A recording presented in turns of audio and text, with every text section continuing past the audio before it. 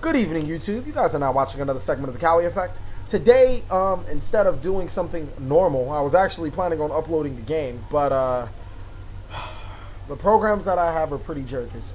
I got it down from a gig to 700 megabytes in the span of 3 hours. So that's exactly what took me so long to upload a video. So I just found this scrolling on my Facebook, and we're just gonna go over it. The Story of Bujin, a riveting tale of a kami in search of the truth.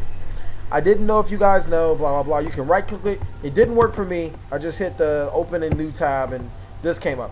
So if you guys wanted to know, this is the Story of Bujin.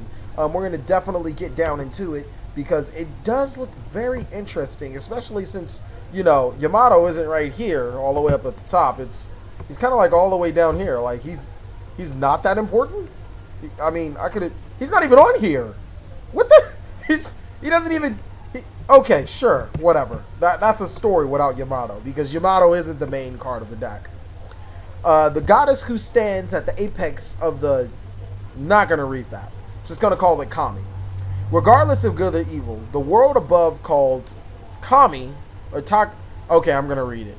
The world above called Takamagarahi is home to many different Kami, and the goddess who symbolizes the world itself is Hirumi. It is the duty of the three Bujintai to not only protect Hirumi, who is as warm as the very sun, but also to observe the disturbance going on in the world below. Didn't know that. So I guess the Bujins are supposed to be really good. Hirumi is supposed to be the goddess, and the Egg-Seed monsters are the guardians. Bujin Hirumi, goddess ruling over the Bujintai, and gave them her own treasures. When the three Bujingi return to her, Hirumi releases her powers and turns into the highest, most powerful kami, Amaterasu. Or Materatsu. Why do I feel like I've heard that name before? Amaterasu. I'm not even going to do anything. I'm not going into it. She gave the three Bujintai, Murakomu, Yata, and Yakani. Oh, forget it. She gave to the three.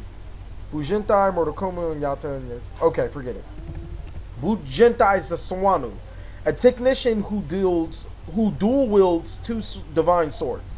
The strongest Kami who protects Harumi using divine swords. Oh, so they're like the weapons or whatever. Okay, this is a little less confusing.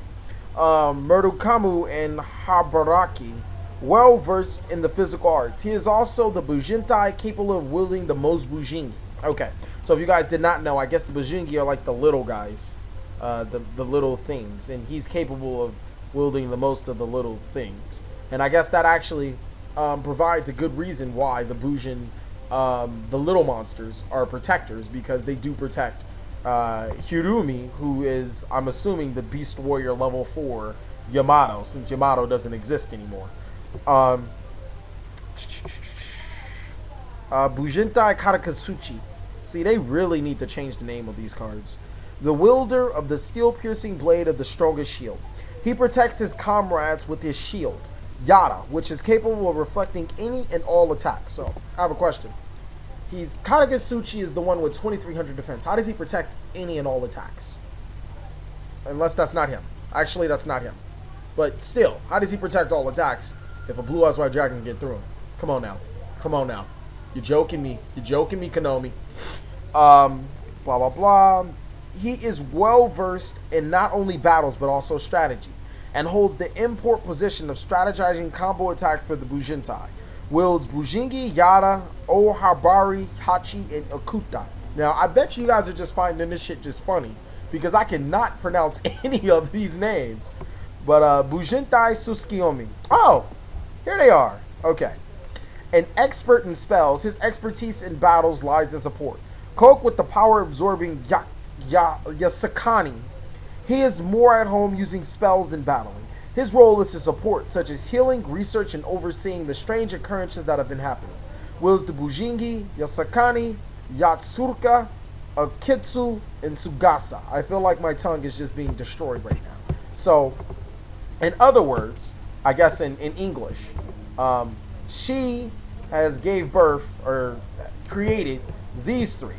He guards her with, he's the one capable of wielding all the swords, and he's the nerd, which is just whatever. And he has the impenetrable shield, even though I don't see a shield. But he's in charge of healing. This guy right here is in charge of attack. This guy's in charge of defense. Makes perfect sense now. Under them is the weapons that they use to make them thrive. I'm assuming to just what they do. It's pretty cool that Susanoo has the crane. We already know. You know, being able to attack 18 million times and crane the opponent is freaking stupid. And then he has the turtle for protection. That's just dumb. And it's obvious that has... Or actually, they even look like each other. Like, you can see the weapons in a lot of the Bujin cards very easily. Excuse me, a little allergies coming up. Let's get to the second part of the Bujins, where I guess Yamato is... Because, you know, he's not almighty important. You know, nobody cares about Yamato. He's trash. I do not know what the hell that is in the beginning.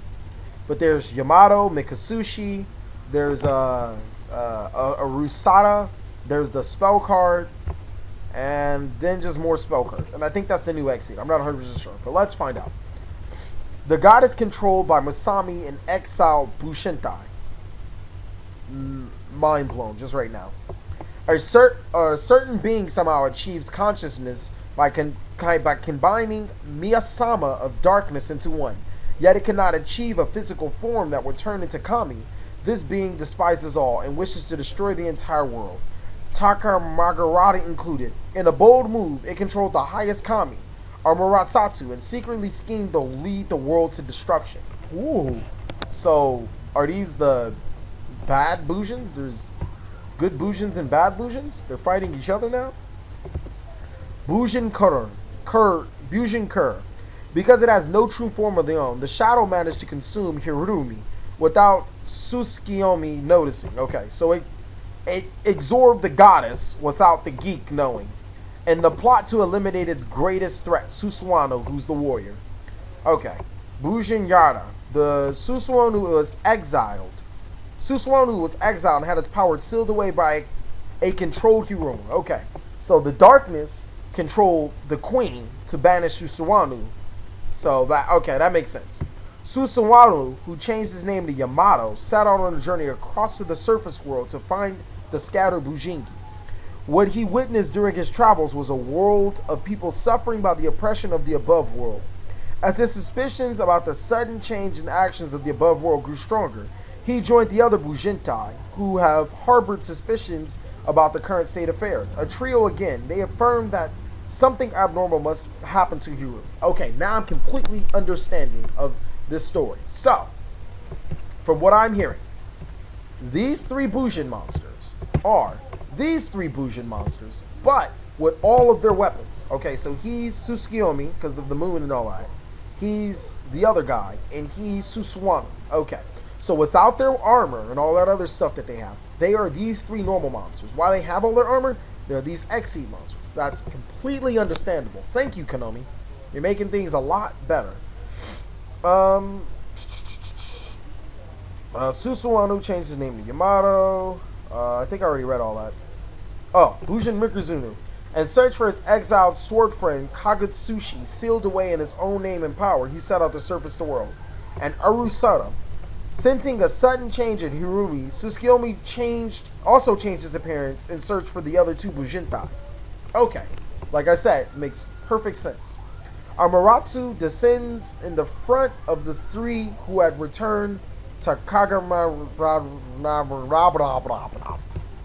As the three rushes to Hirumi's side, the hatred of Miyasama completely consumed her. The three are then stripped of the Bujingi she had loaned them, and from her body, radiance of kindness lost its luster and turned to shadowy enveloping the world in darkness of a solar eclipse. Okay, so basically, the hating ass nigga that took control of her, like, completely. Bujin Shuketsu. I'm horrible at this. The three Bujintai managed to regroup at last, and using the spell power of Tsukiyomi, the three ascended back to Takamatsu in search of the truth. Okay, so basically what they all have been talking about, all the names that I haven't been really going over, is these spell and trap cards here. That's the lady being consumed by darkness, I'm assuming. This is them ascending back into, I guess you would call it heaven. All that other good stuff.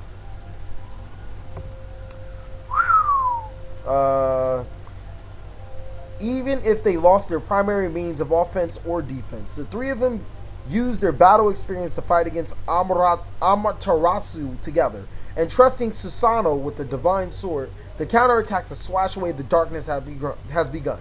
The curtain rises on this final battle to determine the fate of the heavens and earth. Okay, pause right there.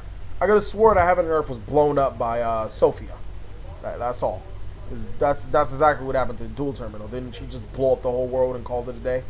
But this is a very interesting story, nonetheless, of Bujin's. And now I can understand a little better how this came about. If you guys would like to add anything or say anything or any type of comments, go ahead. I'm more than happy to hear them. If you guys would like to hear any more of the stories, I think there's a Sylvan backstory. There's an artifact lore, which I'm not going over more than likely. I hate artifacts. There's even a Utopia backstory, which I just made up because I want you guys to say the Utopia backstory so I can pull one out of my ass and say how trash Utopia is. But thank you guys for watching another segment of the Cali Effect. Please like, comment, subscribe, but most of all, enjoy.